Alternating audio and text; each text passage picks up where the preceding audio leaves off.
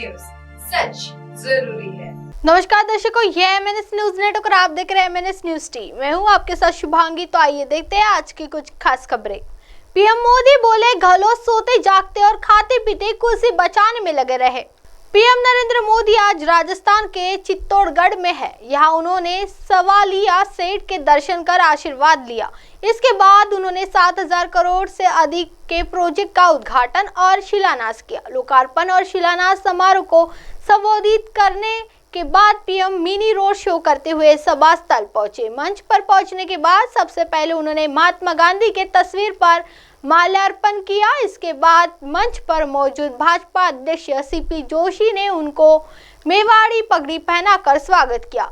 CM Gehlot रात दिन अपनी कुर्सी बचाने में जुटे थे। जनसभा को संबोधित करते हुए पीएम मोदी ने कहा कि जब मेवाड़ से बेटियों पर अत्याचार की खबरें आती है तो मन विचलित हो जाता है, मन दुखी हो जाता है। उन्होंने कहा कि बेटियों के अत्याचार की बात आती है तो राजस्थान का नाम आता है। दलितों और पिछड़ों पर अत्याचार में राजस्थान पहले नंबर पे है।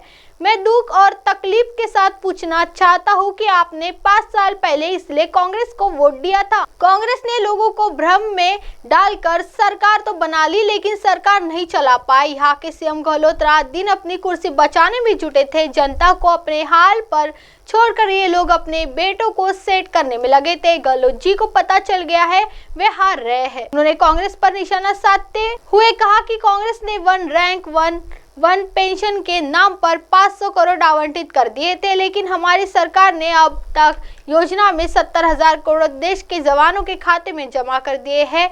मेरे परिजनों को जब कांग्रेस को यकीन हो जाता है कि हार रहे हैं तो खजाना लुटाने में लग जाते हैं। राजस्थान में भी गहलोत सरकार ऐसा ही कर रही है। गहलोत जी को पता चल गया है कि वो हार रहे हैं, इसलिए धड़ल्ले से योजनाओं की घोषणा कर रहे हैं। कोरोना काल में हर गरीब को फ्री में टीका लगवाया। हमारी सरकार ने पूरे देश में कोरोना को लेकर कई योजनाएं चलाई। पीएम मोदी ने गहलोत पर निशाना साधते हुए कहा कि सीएम गहलोत राज्य में अपनी सीट सुरक्षित करने में लगे थे और उनकी पार्टी उनकी सीट छीनने में लगी थी। हर भ्रष्ट व्यक्ति, गुंडा, दंगाई, अत्याचार और कांग्रेस का हर नेता खुद को राजस्थान की सरकार मान चुका है। पीएम मोदी ने कहा कि राजस्थान बड़े विश्वास के साथ कह रहा है कि बीजेपी आएगी, गुंडागर्दी जाएगी, बीजेपी आएगी, दंगे रोकेगी, बीजेपी आएगी और पत्थरबाजी रोकेगी, बीजेपी आएगी, मानी रोकेगी, बीजेपी आएगी, महिला सुरक्षा लाएगी, भाजपा आएगी और रोजगार लाएगी, भाजपा आएगी और राजस्थान को समृद्ध बनाएगी। प्रदेश की जनता का संदेश कांग्रेस नेताओं के कानों तक पहुंच गया है।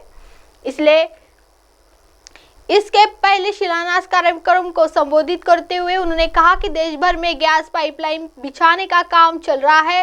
इससे राजस्थान समेत देश भर में रोजगार पैदा होंगे। उन्होंने कहा कि कोटा के IT हब बनने से विकास होगा। प्रदेश का विकास भारत सरकार की सबसे बड़ी प्राथमिकताओं में से एक है। पीएम ने आगे कहा कि मेवाड़ के जिलों को आकाशीय जिला योजना के तहत विकास किया जा रहा है। आइए बढ़ते हैं अगली खबर की ओर।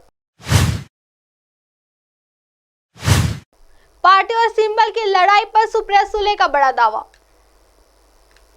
शरद पवार और अजित पवार के नेतृत्व में राष्ट्रवादी कांग्रेस पार्टी के दोनों गुट इस सप्ताह के अंत में चुनाव आयोग के सामने पेश होने वाले हैं। पार्टी के वरिष्ठ नेता सुप्रिया सुले ने कहा कि शरद पवार की पार्टी और चुनाव चिन्ह खोने का कोई सवाल नहीं है। उन्होंने जोर देकर कहा कि यह स्पष्ट है कि पार्टी अपने संस्थापक के साथ रहेगी। सुले ने कहा, मेरा मानना है कि इसके जाने से कोई सवाल नहीं है। पार्टी की स्थापना शरद पवार ने की थी और यह उन्हीं के पास रहना चाहिए, यह स्पष्ट है।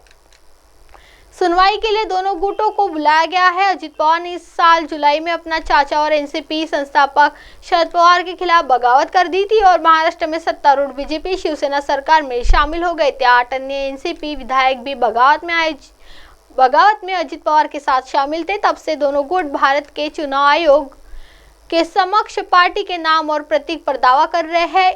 ईसीआई ने दोनों समूह को 6 अक्टूबर को सुनवाई के लिए बुलाया है। यह पुष्टि करते हुए वह ईसीआई सुनवाई के लिए उपस्थित होंगे। शरद पवार ने कहा, हर कोई जानता है कि पार्टी संस्थापक कौन है। अब आप हमारे चैनल को आपके मोबाइल पर भी देख सकते हैं। मोबाइल ऐप पर देखने के लिए play store MNS news T app download करें। इंस्टा, ट्विटर, हाइकूक, फेसबुक और कई सोशल मीडिया प्लेटफॉर्म पर हमारा चैनल उपलब्ध है। आप इसे यूट्यूब पर भी देख सकते हैं। आप हमारे चैनल को लाइव भी देख सकते हैं www.mnsnewst.com पर। फिलहाल वक्त हो चला है दर्शकों ब्रेक का। ब्रेक से लौटने के बाद देखिएगा देश और दुनिया की तमाम बड़ी खबरें। बने रहिए MNS न्यूज़ टी पर। नमस्कार।